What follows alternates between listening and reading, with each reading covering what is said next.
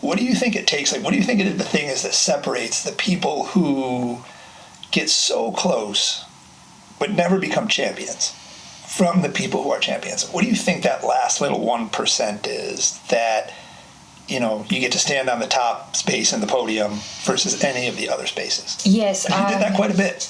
Yes, and I'm so grateful it turned out like that. There's a lot of factors that need to align in order for this to happen consistently as well. I think that percentile that you're talking about is the extraordinary part, and within even that word, there is an extraordinary. So you have to be prepared to get out of the ordinary path very convincingly and committedly in order to achieve things that either have not been done yet or you haven't done it yourself. How do you do that? I think having a very solid ground to step on. I think it's very important to be in the right hands of the right guidance from the beginning to be able to have You're talking about the right teachers, the right mentors, the right mentors, the right support system. Obviously, that is very, very important. That's a start. Then to be able to have a teammate that has the same vision. You don't necessarily need to agree on things, but you need to have the same vision and readiness to commit, because people see what you achieved. They don't see how you achieved it. And usually they are, I would say, envious, but it doesn't mean in a bad way. Sometimes they're like, oh, I wish I was that. They're envious of what you have, not how you got it. You need to love the entire thing. You need to love the living out of a suitcase always, to be receiving phone calls from your friends, hey, come to my birthday party, and just purely say, I have practice. It's a lot of sacrifice. It's a lot, yes, but I don't even see it as a sacrifice. It's the necessary thing you need to do in order to achieve what you want. And with me, it was not like I sat down and said, I want to be a world champion. I want to be a multiple winner of this in these events. It was like, this is what I really crave to do.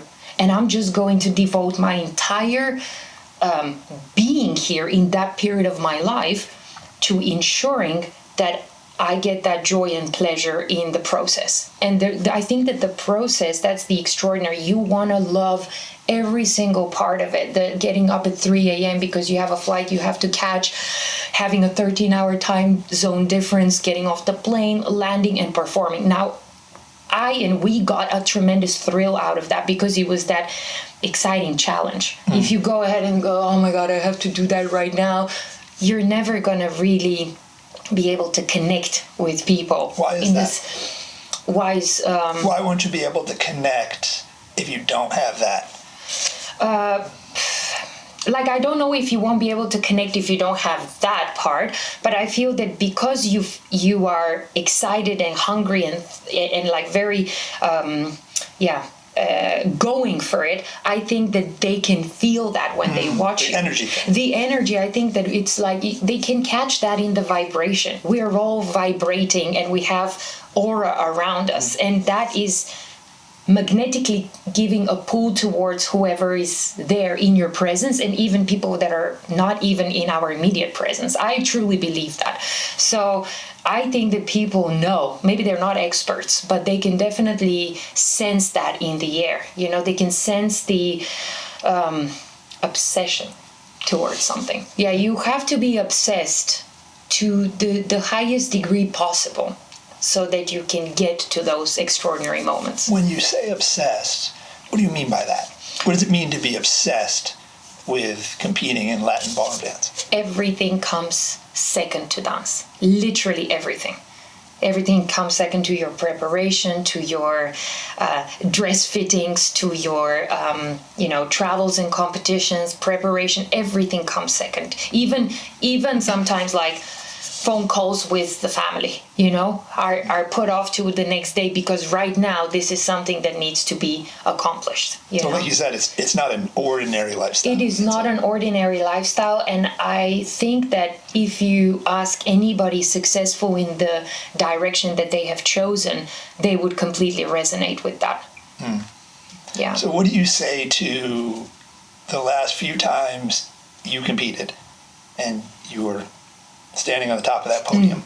What do you say to the couples who were second, third, fourth, fifth, now that you guys are no longer going to be occupying that top spot. Yeah. What encouragement or guidance or what do you have for them now that top spot is open? These are some absolutely tremendous and experienced dancers as well. The fact that we were champions quite solid for a substantial amount of years, yes, it's a fact, yet those guys were not far apart from us, so they are extremely aware of what it takes. They have the same mindset as us, I would say. They know that they're going to go for it right now. They're not sure or anything like that. They are fully aware now that spot's available, and that I think is going to bring the best out of them, which is extremely beautiful for the dance industry, because now they are going to be setting the direction. So I would say to them, enjoy that rush, and also embrace the fact that now you're going to lead the way for the next generation. There is a tremendous amount of obligation that comes with that, so don't take that lightly. So 20 years, looking back, what would you do differently? If you could go back to the start, what would you change?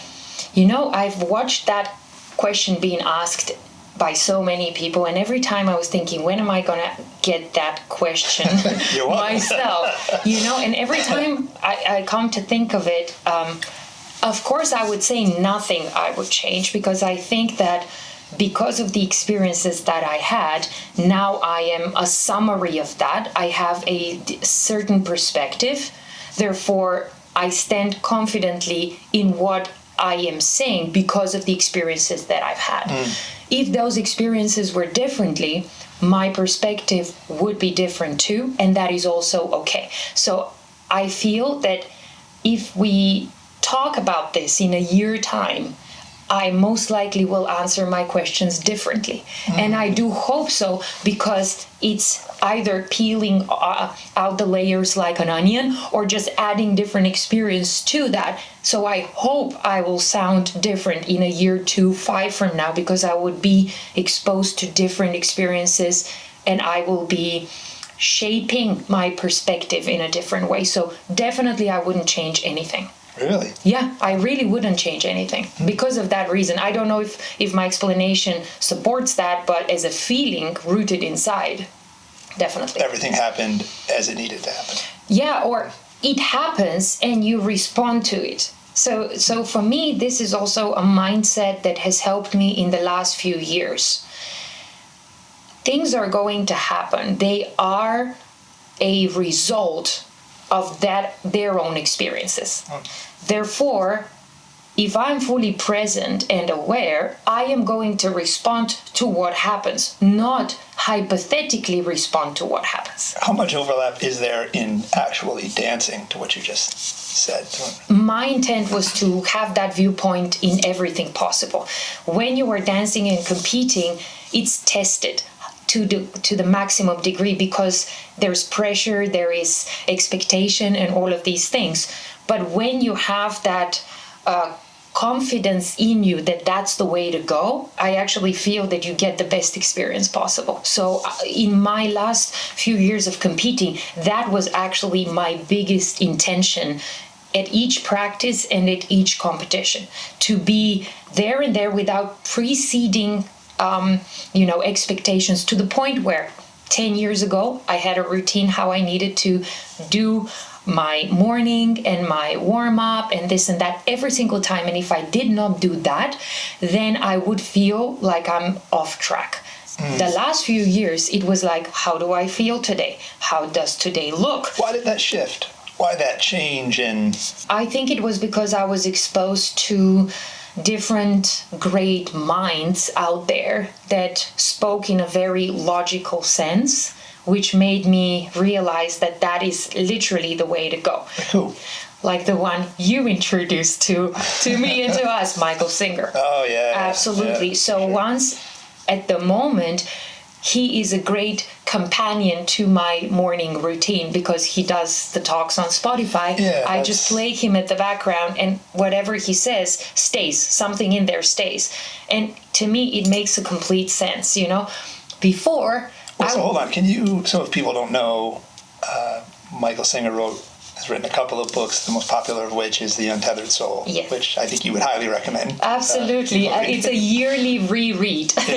So talk a little bit about, maybe summarize the main points from his philosophy that have stuck with you and how you apply them to dance and to, the new endeavors that you're now approaching. Yes. I mean, I do hope that I'm not bending a certain perspective, but this is my understanding. Sure, your yeah, exactly. And what I feel that has helped me. So first is to not identify with a certain thought or emotion, which is very easy to do on a daily basis. Absolutely very easy to say, I am this and this, where in fact I am the one that is observing it, exactly, and watching it, and I am experiencing a anxiety, or I'm experiencing, but I am not anxious. Yes, so this separation has made a beautiful, healthy distance from that, which releases a lot of tightness in the body, literally physical tightness in the body, which related to dance is actually very important, because when you're bound, you're actually not available to move freely through space. This is a very, very great thing, I think, as a first and most important note on his. And just to the other thing is just to practice it in daily basis, to notice, to just keep noticing habits and behaviors, like on a day-to-day basis. If you are driving and the driver in front of you is driving too slow, you would know that because I don't have a driver's license yet. But are you gonna get one? Yes, this is on my list from next week. But the driver in front of you is like driving too slow. Are you getting mad about this, or are you actually just, he's just driving too slow? Right. The same for competitions, like, he's just standing way too close to me and he probably doesn't even know it. Now, am I going to get affected by that in a negative way? Or I can just be like, okay, he's there, I'll move a couple of centimeters here, here's my space. Like, not make a huge deal out of things. Like, usually it's not the disturbance that is bothering this, it's our response to the disturbance, our involvement in it. So thoughts are going to come anyway. The idea is, do you choose to engage and make a dialogue in it? That's when you start spiraling. Right. Or you're just going, okay, that's a thought, now I'll let it pass, move forward. Well, let's look back still. When you were dancing competitively still, where did you find those practices to be the most valuable in your day-to-day, either competitions or practice? Like, how did those philosophies actually help you get to the championship and stay at the championship level? When you go to a competition, even familiar one, right? So every year you go to that event. Kind of the smell of the room, the setting, and so on. The first steps in that space, the first round, is where you really are kind of checking what's the weather. And I think that particular part of the day, when you are walking into that space, walking into that, where are the couples, how do I feel today, how does that dress feel on me, all of these things is important to now really bring my senses to the possible height that they can, so I can experience them now. That part, and then fast forward to the final round, because the final round, there is a subconscious voice that normally comes in and says, now you got to do it, now you got to really bring it. For me, that mindset did not work. Why? Because it made me feel like I have to prove to someone, I have to do something for something, where in fact I'm actually purely doing this for myself. And as well, if I have practiced in one way, why would I go out there in the most important round and do triple of that? Right. Now, that does not sound logical to me. No. Yeah. Yeah, I ran track when I was in college. I was a sprinter, and our coach used to say, you can only run as fast as you can run. And trying to run harder, trying to run faster than you can run, just slows you down. You've experienced that yourself now as an advice. I would definitely say that. And I think that is now on the other part, sitting on the other side of the dance floor, this is one of the first things that I advise the people that ask for my advice, that if you want to achieve a certain look, experience, quality practice that. What often happens is that they go into the dance floor, practice in one way, focus on one aspect, and then, oh, it's competition day, now I'm going to gear it up a lot. And then you get an out-of-body experience. Your body's not familiar with that amount of energy input or that amount of muscle tension, all of that. It's new for it. So how can you expect it to be friends with you at that moment? Does not make logical sense. So you're saying that when you're practicing, you need to bring the same level of focus, attention, energy to your practice that you intend to bring to the competition. Yes. Now, the more experienced you are, the more you can tweak the percentage of that. What do I mean? It's still led by intention. Everything for me is, if you have the intention, every technique you are using should support that intention. Now, if you practice... I'm sorry, what do you mean by intention? The why behind the movement is going to make the movement live, not the what do you do coordination-wise or look-wise that is going to actually live. Or can you give me an example? So, for example, when you are dancing a turn and then you stop towards the audience, right? So you can start by saying, okay, in order for me to do the turn, I'm going to open my arms and then I'll close and speed up. And then when I stop, I will bring my chest forward and I will direct my focus there. Those are your intentions. These are mechanical bodily intentions. Yet you could also turn and say, as I turn through that space, now I'm making sure that as I land, I'm connecting to the person that is right there. So now my body is actually supporting the intention rather than the mechanical A, B, and C being the main thing about it. So when you're doing that, in that example, with the turn to the audience or the specific person, walk me through the process that's going on, if anything, intellectually in your head. What are you thinking as those things, or maybe you're thinking nothing? What is that? So, yeah, I think that what I'm thinking or not thinking depends on what part of the process I'm in. When a certain routine is created, it's created with that intention in mind first. So you go, I would love this piece to represent that. What are the steps necessary to be placed there so that intention comes across?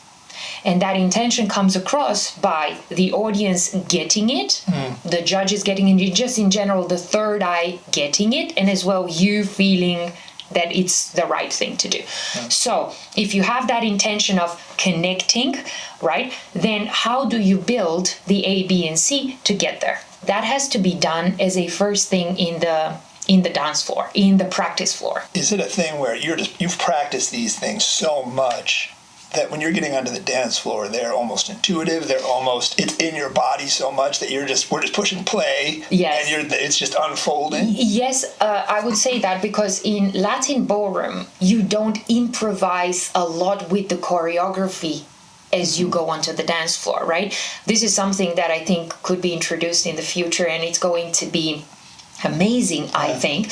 But generally, you have a set routine within which you can play around according to whatever circumstance you have. The music is staying there another bar longer, or you're getting a clap at that moment, so you want to still stay with those guys with that energy. But in general, you have a pretty set routine. That's why when we were preparing for the competitions, connection or communication in terms of the step pattern, it needs to be set. So we're already have that routine that represents what we want to say, right? And we prepare that routine. When you go to perform it, you should forget about all that thought process, because whatever is left in there in your body should speak already.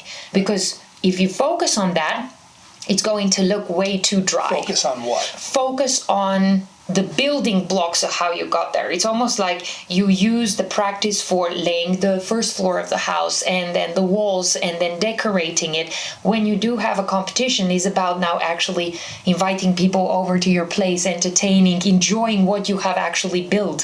So if you're worried about, oh, there's a stain on my wall, would they see it? Now you're not present with what's happening. So and the presence is what's important. For me, 100%, because in the end of the day, when that period of competitive life is over, you're going to remember those moments because you were there wholeheartedly, rather than, oh, I was on that competition, but I can't quite, recall many things. Because I was so focused in my head on the moment-to-moment things that I was doing, I forgot to have the experience and connect with what was happening in the moment I was in. And that is why I think preparation is key. That's you have why to prepare enough to get to the point where that's possible. Exactly. And really putting in the hours is also important. Yes, I am a fan of working smart, but the working hard part is still a huge element of it. So that's actually, I would be super curious to know, because you mentioned being present, is there a moment that stands out? And I don't mean like a time or a period or an event. I mean a specific moment. Absolutely. That you felt either exemplified your career or just was a moment that stands above the rest. Yes, there is. From all the others. There is, and I actually do think that me and Charles share that moment, because we've talked about this before, and that was when we were second at the Amateur Latin Black Belt Championships, right? When was this? This was, now I have to be better with those years. So that must be 2016, would it be? Yes. So we were very early on in, you said you moved here in 2015? Yes, it's incorrect what I'm telling you. It's got to be before that. So you weren't in the States? No, I was not. We were living in Denmark back then. So it can't be the year that I said. Let me... It was around that time. No, it was earlier. Significantly earlier. Okay, pull it up. So I think it was around 2011, let's say. Okay. Yes. So we were, and this was not even the final of the event. It was somewhere in the earlier round. So usually you kind of get a lot of great experiences in the final because people are hyped about it. Everybody's going for it. But this particular moment was on the short side of Black Belt Dance Festival, which has 3 levels with people that are spectating. So you receive the sound not only on this level, you receive the sound from their support on all levels. Yeah. And there was this moment where I had to do a turn and we stopped and we waited for the bar in the music to finish, and then the music went da-da-da-da-da. So there was a build up, and then there was a very clear boom into it where we both just went for it, and I think it resonated with everybody that we felt so wicked at that moment. And then it just felt like a wave, a bucket of energy that was overflowing, and I just remember finishing that and I just went like, yeah, like literally like this. That was awesome. So this is one of those moments, and the more you dance, the less of those moments you get. Why? I think it's the familiarity. I think you get very. It's every year you show up there, so you have those. How can I say? Maybe I'm wrong, but like for me it was like that. Perhaps it's not the same for everyone else. But for me, there was more of a repetition. Every year you go, you do have the first round, second round, third round, and those situations somehow felt not as often. I don't really know what the answer to that is. You think maybe it's almost like a drug, where the more you are exposed to it, the less its effects? Good point. Could be. Could be. Because that would make sense. It would. I actually don't think that I would be able to pull out a very firm answer to that just yet. Ask me in a year. Will we do this again? Yeah, exactly. A year. Oh, I guess that dovetails nicely into where we're going to be in a year. So let's talk about Ina's Dance Academy. I'm so excited to talk about Ina's Dance Academy. So why don't we start with, me too. Why don't we start with, what is Ina's Dance Academy? Yes. Who is it for? Mm-hmm. What problems or struggles am I facing where getting involved and signing up for Ina's Dance Academy is going to help me? So, what is it? A little overview, and then who do I have to be, and what do I have to be faced with where? Yes. Ina's Dance Academy, it's a online dance educational platform that is welcoming dancers from all over the world, and it's specifically tailored to the Pro-Am dance community. That started in 2020, a little note, in 2020, where we all just came to a sudden standstill, right? We began online teaching, and it quickly unfolded into something so great and so connective and so educational, really. So it's a space that I have been working on for 4.5 years, and then it culminated into Ina's Dance Academy that was launched in August. So it's tailored for the Pro-Am dancer that is sometimes unsure of what to focus on in their practice, or feel that they're overwhelmed with a lot of information from also good information, but they're just overwhelmed. So it is more a clear pathway towards a daily routine or weekly routine of training, depending on how much time they have available. So it provides clear instructions. I'm hoping, at least that's my intention, for me, and I am also really learning as we go forward into that, and it's really exciting for me. So currently there is a lot of content in the Ina's Dance Academy, which is, for hopefully showing you all the colors of the dance spectrum, right? So I think that there's a lot for everyone, whether you're working onto your technique, or whether you're working onto your musicality, or whether you're working onto your interpretation of dance, you're gonna find material on this there, because these are all factors that I feel are valuable to a dancer. Yeah, absolutely. I know when we were talking earlier, you mentioned to me that there's kind of a typical path that people who've come out of the careers you've come out of tend to follow, and that the kind of path you're taking kind of diverges, is different than the typical path that people, when they retire. Yes. Why do that then? What's the inspiration here? What's the motivation? Why does Ina's Dance Academy need to exist? Why not take that typical path that retired dancers usually take? What's drawing you to this? Why does it need to exist? Why are you inspired and motivated to do this now and not something else? Yes, I think it's the sum of a lot of things and experiences that I have had over the past few years.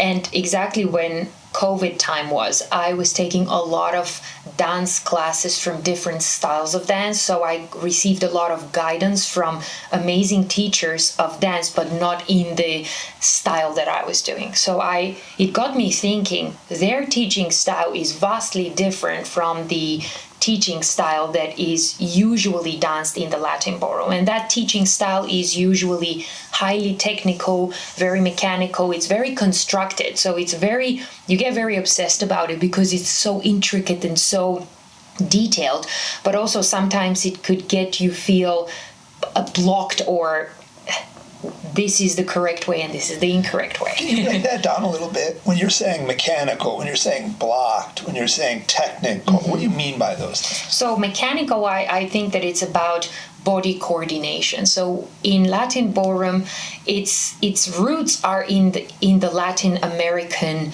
and Cuban roots, where people dance for the love of dance, exactly, and there is just this unprepared or unscripted feeling about, they hear the music and that's how the body feels, right? So there is that in the roots of it. Yet when it's been put into a ballroom setting and a competitive setting, now there's a lot of things that need to be particularly in a certain way for that to be judged, or for that to be compared to.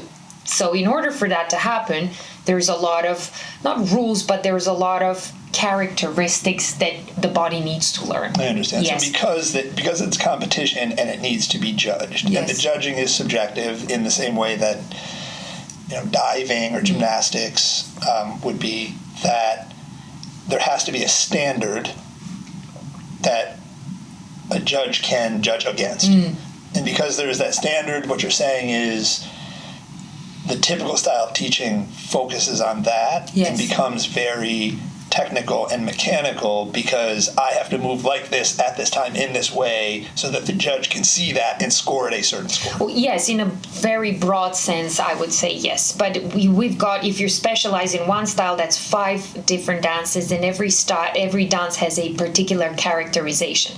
You dance for 2 minute or minute 45 when you are on the dance floor, so you have a lot of opportunities to show different skill set, and you dance it with a partner, and you're in high heels, and all of these additions. Well, I wouldn't be in high heels. No. This is your heel. Me? Yes. You do dance in a way. heel. Yeah, it's not thin and like that. I don't know the best wording for it, but you dance in a heel. Oh, it's like a platform. Yeah, like situation. a platform. Yeah, let's put it like that. So there's a lot of aspects in that. And because it's partner dance, it's very, very tricky when it comes to timing 2 bodies together. You know, so there's a lot of beautiful rules about it, and that's why people love it, because it's not like you pick it up and you get it in a few months. No, you keep working. Yeah, you keep working on this forever.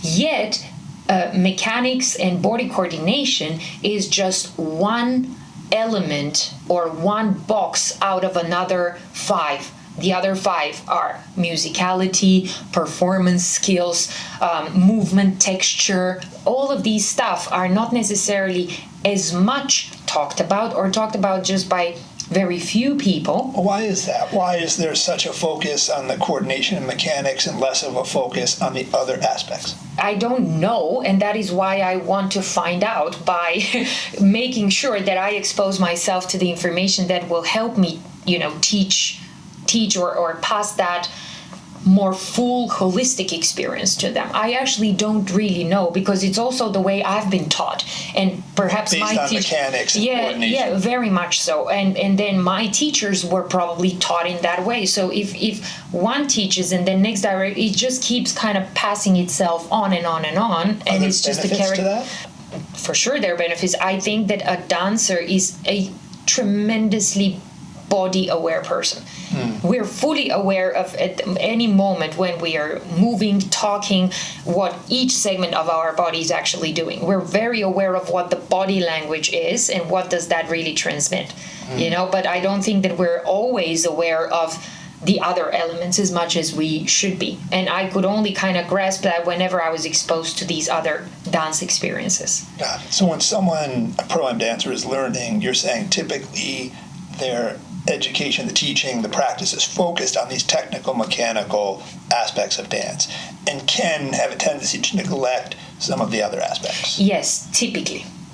Yeah. What are the downsides of going down that path? What are the downsides of an over-focus on mechanics, an over-focus on technicality, and losing some focus or not paying enough attention to the other aspects? It's a big question, this one, because even within the body mechanics understanding, every teacher has their viewpoint on it, right? So it's not like this is one standard. Yes, there are a few rules that are written, but generally, even people that are teaching and delivering that information, they deliver it through their perspective and experiences. Okay, so this is one thing.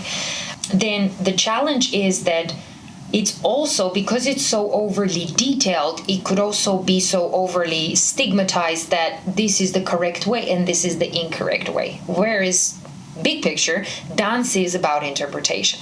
So, to me, over analyzing it in that way makes the technical way makes or breeds a little bit of sensation in the dancer that this is the only way you could do it, and if you don't do it that particular way, perhaps it's not going to be successful, whatever successful means to the person. And would that mean success in a competition, like placing higher on the platform? Usually that would be the case. With the pro-am dancers, they do begin as this is my hobby, I absolutely love that. However, the more they compete and the more they practice, the more hooked they get onto, this is incredible. Of course, you want to do better at the next competition that you did at the previous competition. And it not always goes better, And then usually the go-to remedy is like, let's work on your mechanics. Let's work on your mechanics. Where actually the answer is not always that. Perhaps you need to work on your dynamics. You're probably way too monotone everywhere. Now we need to bring some speed changes or contrast to slow and quick. Perhaps we need to simplify your routine. Why overcomplicate it? Why make it so overly detailed? Perhaps we need to go the opposite way. There are other aspects of learning and exploration that can help the pro-am dancer feel, look, and also plays better. Yeah. So I want to make sure I understand. So basically what you're saying is this tendency towards technicality, this tendency towards mechanics, this kind of default, like if there's a problem, default is let's focus on mechanics. It can create an experience for the dancer where they feel over too much in their head about dance, if I'm Spot on. understanding. Yeah. So what you're saying is, so if I'm a pro-am dancer, Yes. and I find myself in this situation where I'm very much in my head, I'm very focused on mechanics, I'm not connecting to the music, I'm not connecting to dynamic styling, however you would word that. Ian's Dance Academy could potentially be the start of opening up some of these other areas of focus. This is totally my intention.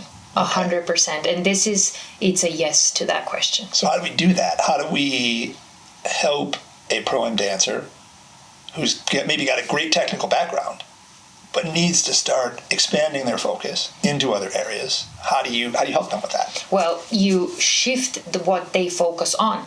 So if they have been focusing on the technical aspects for the 20-minute practice that they have available, now you take a basic step or even their routine, and now you shift their focus from the mechanical coordination part to the musical properties. And then you teach them about how a cha-cha-cha is being constructed from a musical standpoint. You learn about what is contratiempo. Why do we dance in contratiempo? What does that mean in terms of accenting your body movement accents to what the music accents are? Have you actually heard how many instruments are playing? Now let's listen together.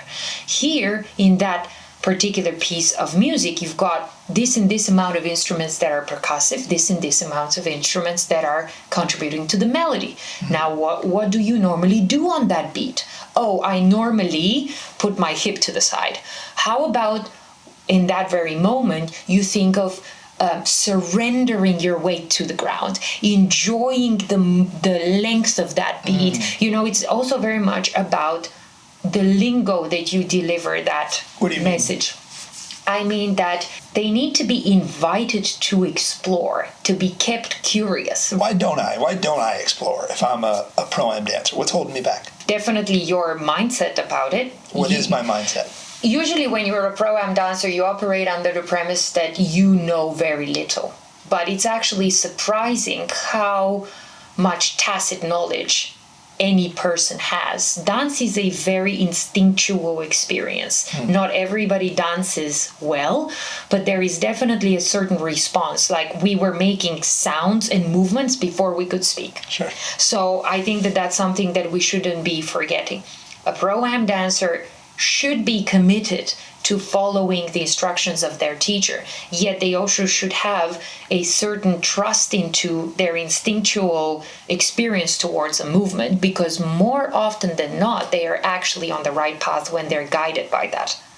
When they're given the permission, almost like you said, or invited. It was very good way of putting it. Giving the permission, and I don't think that that is valid only for the pro-am dancers. It is valid for any dancer that is competing. I remember when I was given the permission very late in my career to express a particular movement on that particular beat, because for the longest time I thought that it's not allowed.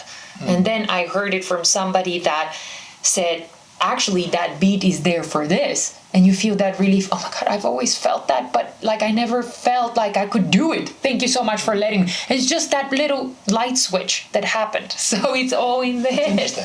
So why do we do that? Why do we hold ourselves back? Why do we not allow our creativity to come forward? What's blocking? I'm a pro-am dancer. What's blocking me up? What is the thing that, why don't I just let that out? What am I afraid of? Vulnerability and being seen in that way, because even though it's so tricky and detailed to work on body mechanics, for me is actually very comfortable. How so? I feel that the pro-am dancers usually hide behind that. Behind what? Behind the mechanic work. They would much rather work on that because they feel more comfortable. If now I have a class I call it vocalization, but basically we're using the voice to vocalize. I've heard you do that before. Yeah, exactly. You know all about that. Yes, exactly. So we become actually very explorational on the tone or the length, and they do feel intimidated at first because they feel that that's a vulnerable, unfamiliar territory. That's the main reason why. That is why in Ina's Dance Academy, I am really trying to build that, first of all, trust between me and them, and to build that confidence in them that they can do various things that will help their dancing. It's surprising how much liberation in movement a dancer achieves when they become comfortable to say yarada versus yarada. It's incredible because now the entire body actually participates and supports that sound that you made. It's interesting. It's almost like, and this probably applies in so many areas in life, where if I can do the technical part, which kind of happens a lot up here, right? Well, I'm just participating in an activity like I'm meeting a standard. This is the standard, I'm working towards it, everybody else is working towards it, there's safety in numbers, she's trying it, we're all trying the same thing, we're all trying to do the same thing. But the moment I start to let some of me come out, now that's my uniqueness is shining through. And now if I'm being judged, I'm not being judged against a standard, I'm being judged for who I am. Absolutely. And you're saying what you want to do is not shy away from that. You want to help people dive right in. For sure, because in the end of the day, I am pretty sure that everybody that picked up dance did that because of the joy that it brought them, but also because it was a platform for them or a way for them to express themselves. Exactly. If you're going to express, you need to work on expressing with every single possible tool that is either out there or you can come up with. That is why I've always said, I would love if every accomplished dancer actually maybe wrote their own book or have their own blog or share their own method. If you think about how there is the Martha Graham method or there is this person's method, because they saw it in that way, they lived their dance life in that way, and it would definitely resonate with someone. Not everybody, but with someone. So I would love to be able to expose the dancer to the full spectrum of important elements in dance, rather than to one which is so important, but it's not the only one. Sounds like a great idea for a podcast. Yes, absolutely. If you're out there and you're listening and you want to get involved. Absolutely. So it sounds like what it takes fundamentally is a tremendous amount of self-confidence to be able to dance like you're suggesting in a more expressive way, to put myself out there, to be vulnerable, takes maybe more confidence than I have right now. I would say commitment, because the confidence feels a little bit like, well, if I am insecure, I'm not going to be able to do that, right? But if I do commit to the action, now I leave behind the feeling that I am confident or not confident. Now I'm engaged with what I'm doing. So fake it till you make it. No. So what do you mean? How is it not fake it till you make it? Focus on fake it. I don't know if I can bend that, but I don't think it's faking it. I think it's redirecting your actions. Okay. I'm not going to sit here thinking, am I confident or am I not confident? Right? I'm going to do the things that eventually will give me confidence. In the doing is the journey. Therefore is the pleasure, that therefore is the experience, therefore Prove is the to yourself that absolutely, because that's the greatest joy. You feel you came here in one, looking in one way, feeling in one way, and each day you're getting better. And you see it, you see it and you feel it, exactly. So the development of that confidence to express yourself through dance comes from committing to the necessary actions and then repeating them day in and day out. Yeah, you could definitely say that, and not be impatient. There is no way to skip that. There is no way. You know, nowadays we live in a fast-paced generation, and that is why I personally have a little bit of impatience towards that because they are so impatient. They want to get this today, right now. It's not only that it takes a long time, but it's also that's where the little diamonds are. You don't want to miss those ones. You don't want to miss those little diamonds that are kind of come whenever you don't know that they're going to show up, but you commit your time to it wholeheartedly and you work on yourself. Wow. Okay. And that's what Ina's Dance Academy is being designed to help pro-am dancers accomplish. What you're describing here. Yes. In not ignoring at all the mechanical or the technical. Not at all. There's a huge segment adding on to it and also making sure that it gets practiced. So it's very important to intellectually understand a lot of the things, but that's not where things should finish, right? You have so intelligent and accomplished people into the pro-am industry. They are going to get it like that. Question is, can they do it? Therefore, in Ina's Dance Academy, there is a very big accent on also practicing. So when there is a lesson, you get a piece of information, you try it slowly in your body, and then it's time to practice it to music because that's where it counts, whether you're going to actually do what you learned. Right. How's it going so far?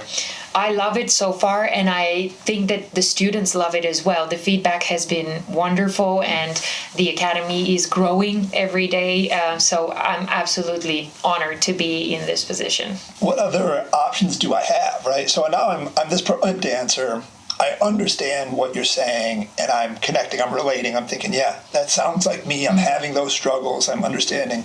And now I want to improve, I want to get better, I want to get to the next level, and I'm surveying my options for improvement.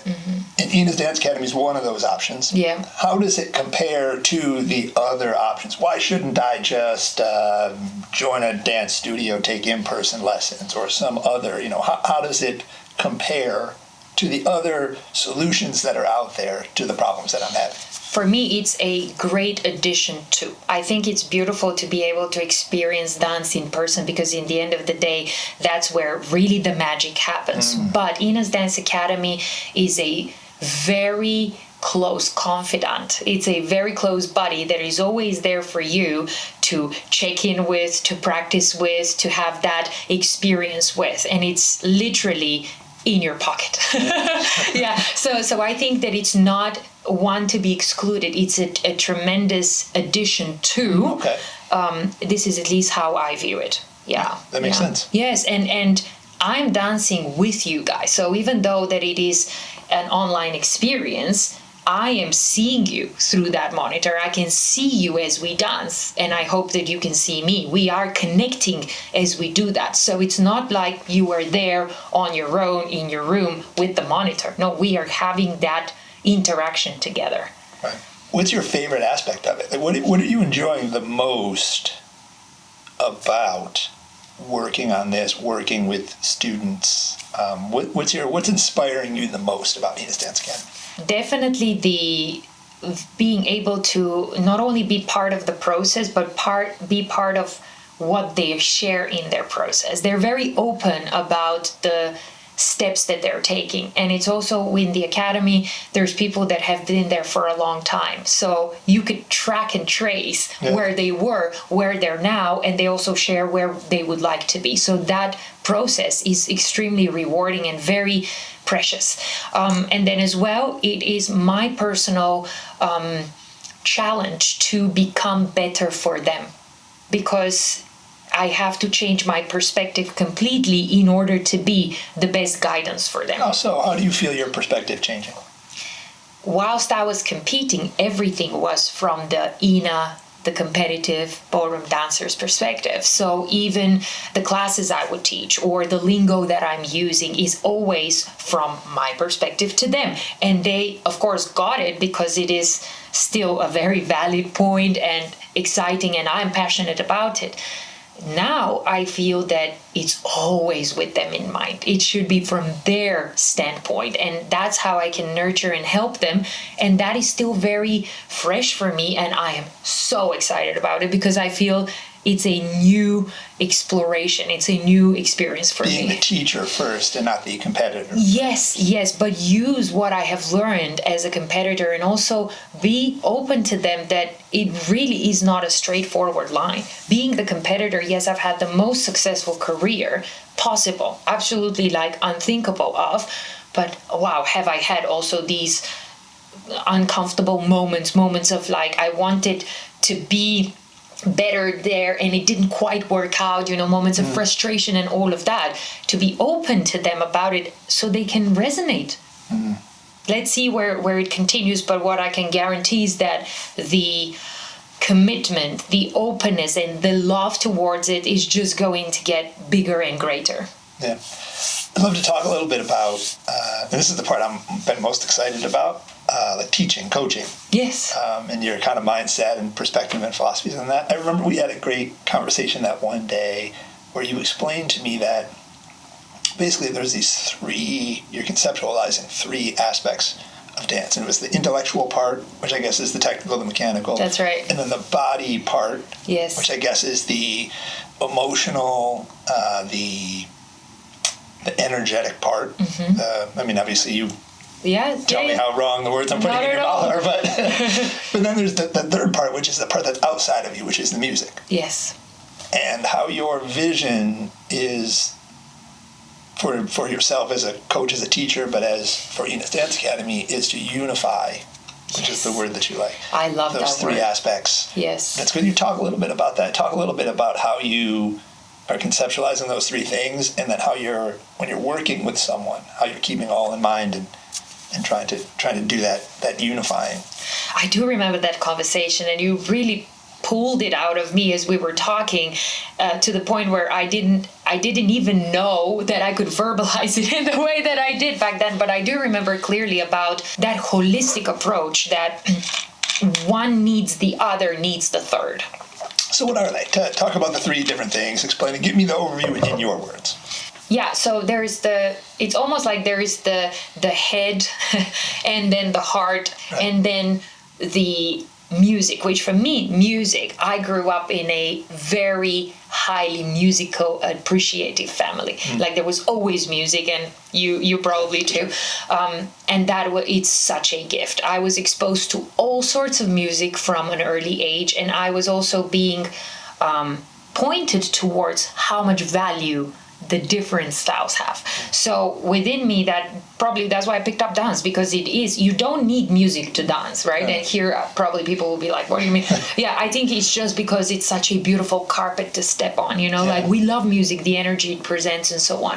We are lucky to be able to dance when given good music, by the way, which is a separate subject, but I definitely think there's a huge room for improvement in that area when it comes to competition and practice, because nowadays it's very electronized or electronic, right? It's computerized, so the layers are taken away, versus Latin Ballroom is very percussive, heavy movement. So the music is a very embracing thing about the dance, because it's literally like you are diving into it and it's everywhere, and yet it's not put on a pedestal. It's not put as a very valid thing you are conversing with. For me, music is there so you can talk back with it, rather than to follow it, right? Or to scold it. Right. And this connection about merging movement with music also requires a lot of information. You need to have information about the music so that you can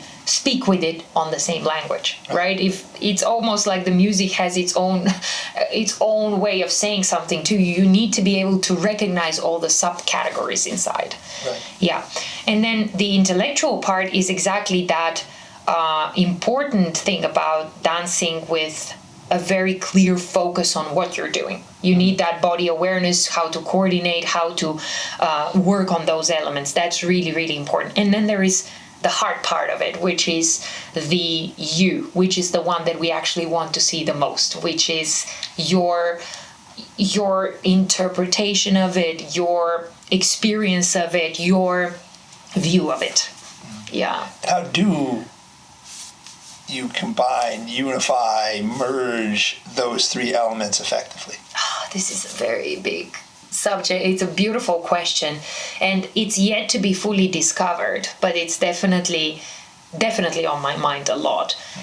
I think it's important to constantly shift also what comes first in your focus, like so that you're not always starting with the brain power, but you're actually just putting on your socks in your comfy clothes and literally just putting on your elephant ears and really seek and really listen, truthfully listen for the depth, for the harmony in the music, for the atmosphere in it, and allow your body to respond to it without any judgment. Like, you're not supposed to do Latin Ballroom right now. You're just supposed to have a conversation with the music. So stripping away that required look, that required anything, stripping that away, all of a sudden feels like you don't have to do anything. You don't have to anything. You know what I mean? Now you just have to talk with the music and put yourself in a circumstance where you're totally undistracted from that. Yeah, and I think then the part about you coming out as a individual, it's also trying to do that in different areas of life, trying to operate from that perspective in different areas of life, like having a conversation and not conveniently staying mute if you actually have something different to say. Say it out loud, vocalize it, and say why you think like that. That's an example where you're now putting yourself out. Why don't you do the same with dance?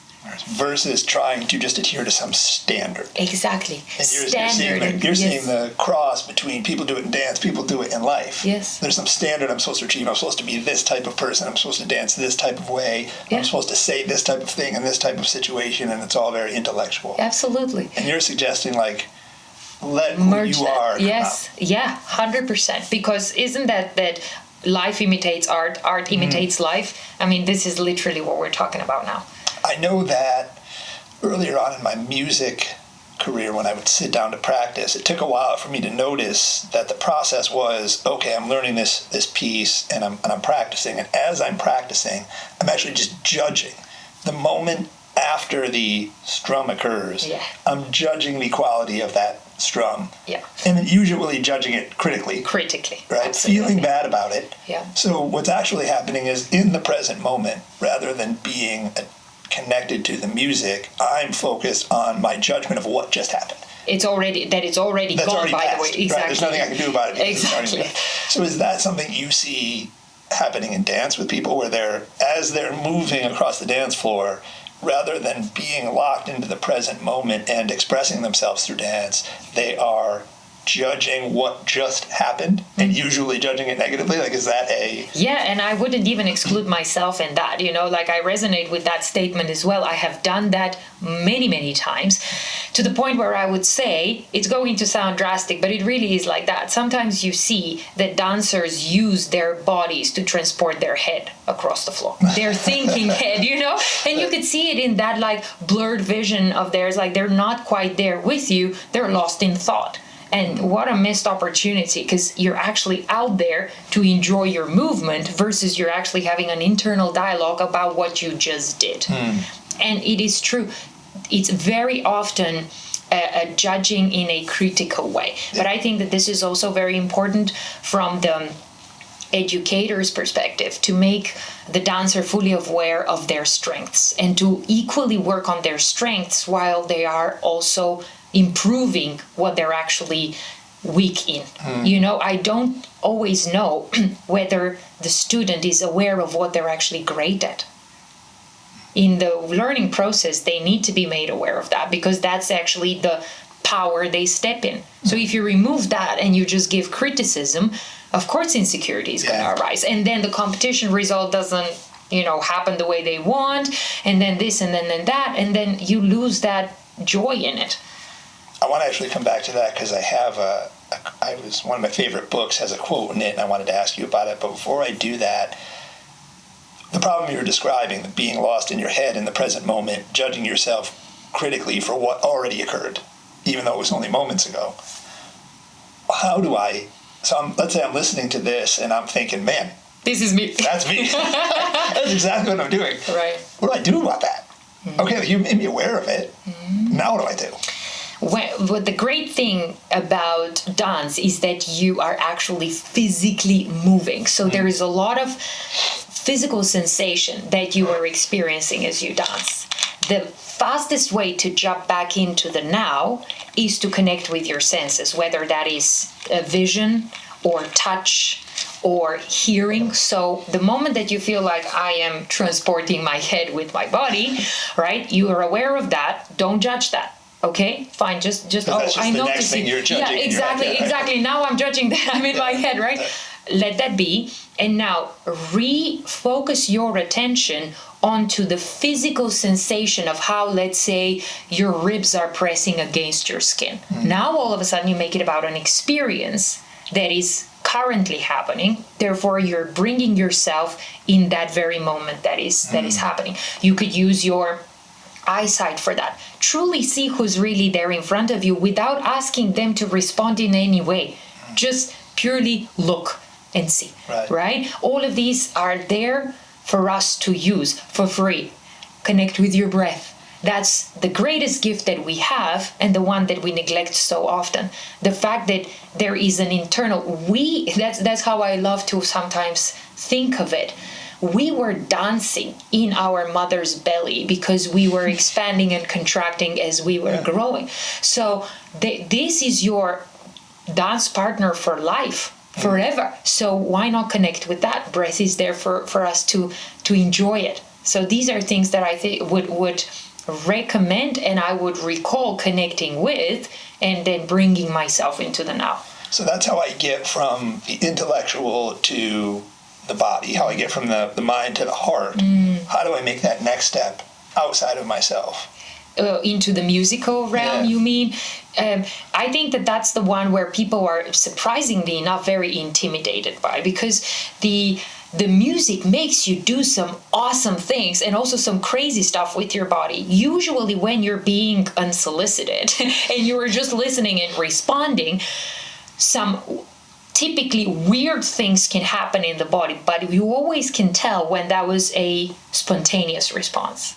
Yeah? So to be making friends with spontaneity and at first feeling that you're looking silly and being okay with that is the first bridge that needs to be made. But it's a hard practice, right? Because if I do something spontaneously, immediately, now I'm judging that. Did I look weird? Immediately.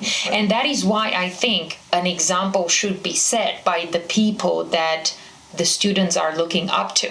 In this case, let's say myself. If I go out there and I do some silly stuff and laugh at it or embrace it and go like, Maya, this was fun. Let me actually do it again, see what happens now.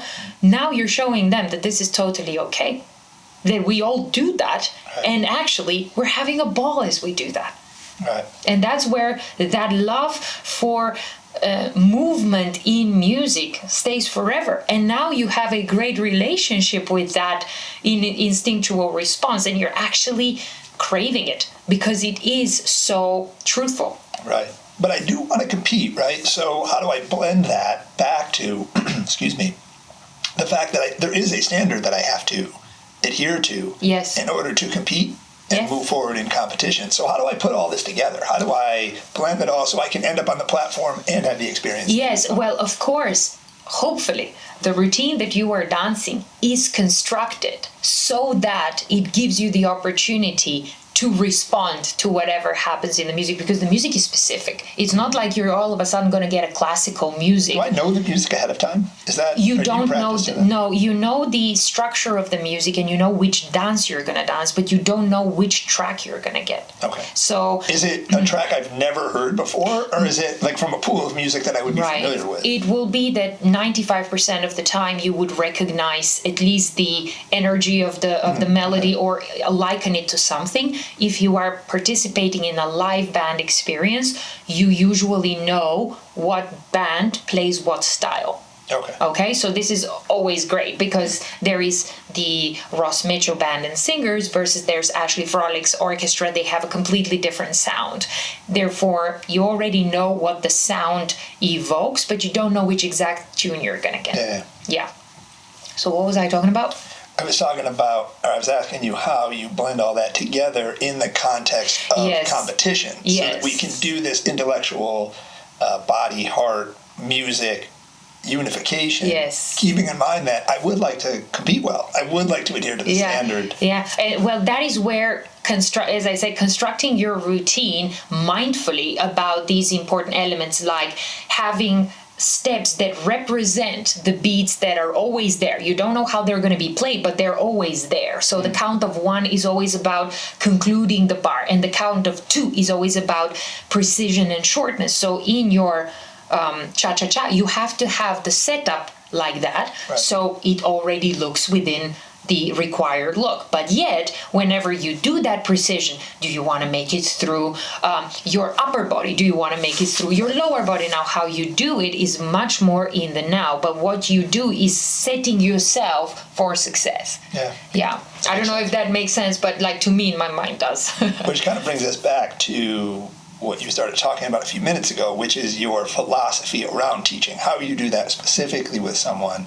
And you said something a couple of weeks ago that really changed how I look at working with people, coaching, consulting, teaching, which is you talked about how it isn't, and I don't want to again put words in your mouth, so you'll say this again the way that you say it. I don't know what you're going to say now, so let's see. But the concept was something to the effect of most teachers are trying to be an input. They're trying to insert something, some sort of piece of information, some sort of criticism, constructive or otherwise. They're trying to put something into the system. Whereas you feel that your job is to draw something out. Absolutely. And I didn't come up with this myself. Sure. It was one of my teachers that literally verbalized it. Can you put that in your own words for me? Because I think you said it much more elegantly than me. Yeah, well, it's probably something along the lines of the teacher's job is not to put in, is to draw out. Right? So my intention is not to create 250 dancers that are trying their best to be an Ina. That's really not my purpose. My purpose is to be able to see how Sarah versus Lorna is actually seeing that very movement. How would I be able to know that? By asking the right questions. So often when a question is being asked, I ask something back. Because it's not, my answer will make sense to me, but it's important that I draw as much information out of them so now I can guide them in accordance that is good for that person. So one technique doesn't apply to all in my reality of things, because what that very person needs, I can guarantee you, is different than the one that is standing right beside them, competing against them. Which kind of draws back to your overall philosophy that it isn't necessarily about adhering to some perfect standard all the time as much as it is finding in you what there is that is creative and unique and expressive. And then molding that to kind of merge with the standard. Yes, because let's say when you take a lesson in Ina's Dance Academy, my intention is that I am going to share with you the technical elements of a particular step. And then we're going to say, maybe this version resonates with you. Maybe this version resonates with you. Or perhaps this one. So there's still a choice and still a guidance, but it's not one way or the highway. So I think it is also very daunting for a person to be exposed to an advice, you can do anything you want. Because where do you begin? That is also a very lost spot. Versus, this is the important elements we need. Now let's do 4 different versions of that, test it out, see which one you connect with the best. Now work on that for a while. You mentioned before, when you're in that process with a student, you don't prefer to focus on the criticism against a standard. Oh, yeah. So it's one of my favorite quotes. There's a book, Wooden on Leadership. It's John Wooden, the legendary collegiate basketball coach. But he says in there, a coach is someone who can give correction without creating resentment. Beautiful. Coach is someone who can give correction without creating resentment. So when you're working with someone, how do you do that? How do you give the necessary correction without drawing out a resentment from the person so that they are receptive and they get the progress without the negative energy? Demanding encouragement. How so? What do you mean? Demand of them what you feel that needs to be done so they can do it better, yet encourage them along the way when they do also others think great. So they're not fearful of the fact that now I have to do that and I don't do it correctly, but you give them the encouragement as they go. Great, you do it. You know, your great commitment to it. Now let's tweak it a little bit here. Again, excellent. Try one more time. Let's do it a little. So you're tweaking it slowly, rather than go, no, it's not working. Again, no, it's not working. Again. So there is a reassurance that they are on the right path, if they are, hopefully, you know, and just making them aware of the good at the moment that they're also working on the weakness. The same thing I mentioned just a little bit. Make them aware of the strength so they still feel curious to explore. They still feel encouraged to explore. And they, in the end of the day, really want to make sure that they do it. Rather than if they try, no, repeat again, you pull them further away. Yeah, you know, like it's very important. It's not about pampering them or sugarcoating it. It's not about that. They actually want to hear your guidance, but it's very important how you deliver it to them. Because in the end of the day, that's the human being that is there, brought by something beautiful. Don't take that away. Yeah. This is at least how I see it. I know that there's amazing different techniques, and you know, like I come from Bulgaria, which is notorious about discipline, just like most of the Eastern European countries, especially from rhythm gymnastics. I used to be a rhythm gymnast first.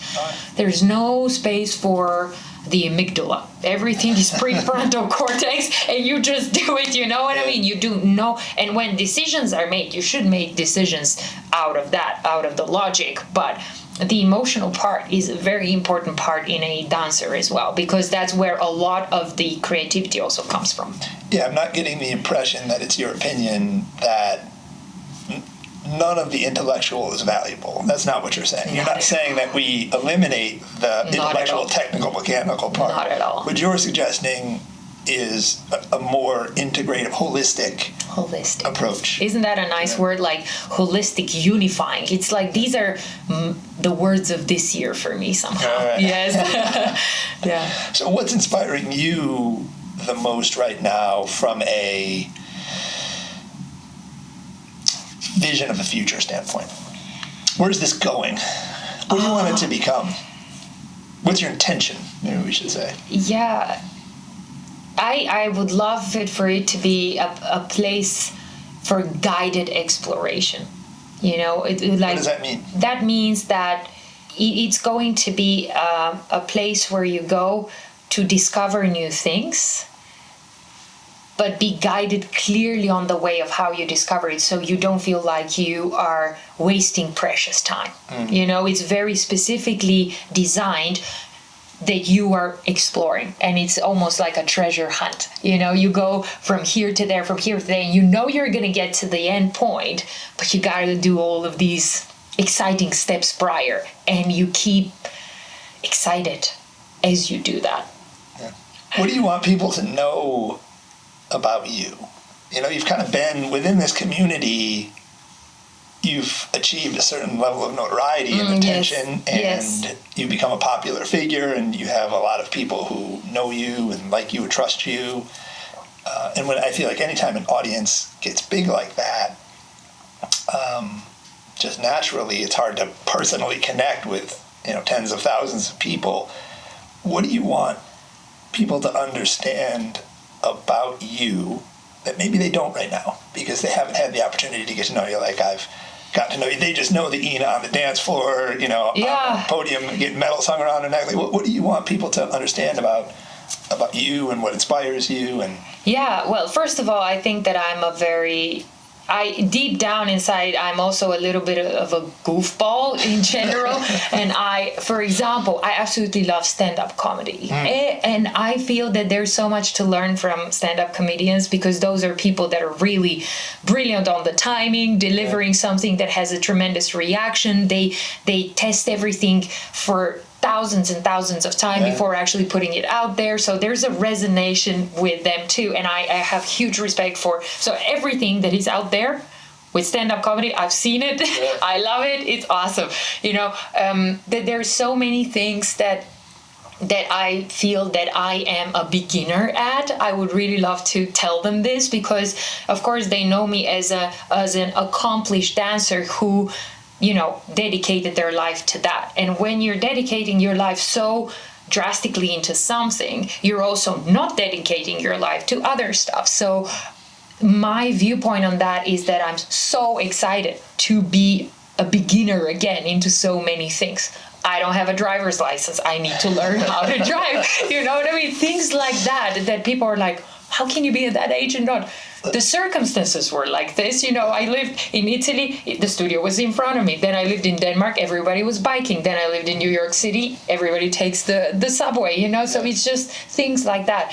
I hope that I am a very, you know, down-to-earth, normal girl that loves what you know, the unfolding of events have presented her with, which is an amazing support system, a dance industry that is very vibrant. You know, there's a lot of great people in there, a lot of great minds and a lot of great dancers. And I am just absolutely ecstatic for the future, you know, whatever that might be. So, but either way, for you, you feel like you're aligned with what you should be doing, what you're called to do. Yes. And the moment that I am not, changes need to be addressed. Right. Definitely. But right at this moment, 100%. Why don't you tell everybody, if they want to kind of follow along with what you're doing, if they're interested in Ina's Dance Academy, like tell everybody where they can find you and how they can get involved. Absolutely. You can find me everywhere, by the way. First and foremost, of course, on social media, Instagram, Ina Jeliazkova. There is a link to the webpage, which is ina.dance/join. All the information to join Ina's Dance Academy is there. You could also find it on TikTok and, of course, YouTube. The channel is Ina's Dance Academy. Subscribe and follow. There's tons of videos that are coming there every single week for you to learn from. So I look forward to seeing you all there. Awesome. Thank you. Thank you. Taking the time to do this. Absolutely. Thank you as well. Yay!